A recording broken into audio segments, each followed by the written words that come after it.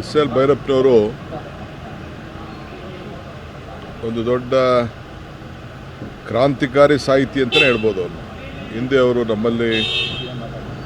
ನಮ್ಮಲ್ಲೇ ನಾವು ಕನ್ನಡ ಸಾಹಿತ್ಯ ಪರಿಷತ್ತಿನ ಅಧ್ಯಕ್ಷರಾಗಿ ನಮ್ಮಲ್ಲಿ ನಾವು ಮಾಡಿದಾಗ ಅವರೇ ಅಧ್ಯಕ್ಷತೆಯನ್ನು ವಹಿಸಿದರು.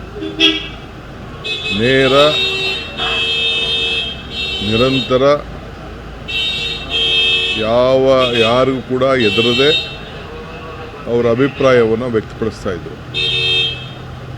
ಸೊ ಇವತ್ತು ಅವರು ನಮ್ಮ ಜೊತೆ ಇಲ್ಲ ಅಂಥೇಳಿ ತಿಳಿದು ಭಾಳ ದುಃಖ ಆಯಿತು.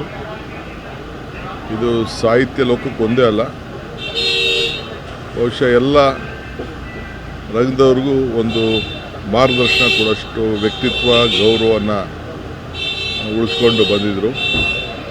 ಯಾವುದಕ್ಕೂ ಕೂಡ ಅವರು ಆಗ್ತಿರ್ತಿಲ್ಲ. ಅವರ ಕೆಲಸ ಎಷ್ಟೋ ಅಷ್ಟು ಮಾಡಿ ಇವತ್ತು ಅವರ ಹೆಸರು ಶಾಶ್ವತವಾಗಿ ಉಳ್ಕೊಂಡಿದೆ. ಅವರ ಆತ್ಮಕ್ಕೆ ಶಾಂತಿ ಸಿಗಲಿ.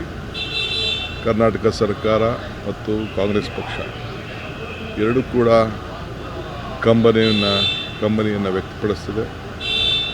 ಭಗವಂತ ಅವರ ಕುಟುಂಬವರು ಮತ್ತು ಎಲ್ಲ ಅಭಿಮಾನಿಗಳು ಕೂಡ ಈ ದುಃಖವನ್ನು ತಡ್ಕೊಳ್ಳುವಂಥ ಶಕ್ತಿ ಸಿಗಲಿ ಅಂಥೇಳಿ ನಾನು ಪ್ರಾರ್ಥನೆ ಮಾಡ್ತೀನಿ.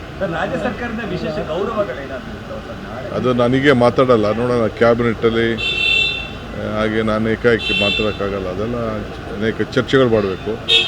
ಚರ್ಚೆ ಮಾಡಿ ತೀರ್ಮಾನ ಮಾಡಿ. ಅದೆಲ್ಲ ಈ ಸಂದರ್ಭದಲ್ಲಿ ನನಗೇನು ಅದೆಲ್ಲ ಮಾತಾಡೋದಲ್ಲ, ಅದೆಲ್ಲ ಮುಖ್ಯಮಂತ್ರಿಗಳು ತೀರ್ಮಾನ ಮಾಡ್ತಾರೆ.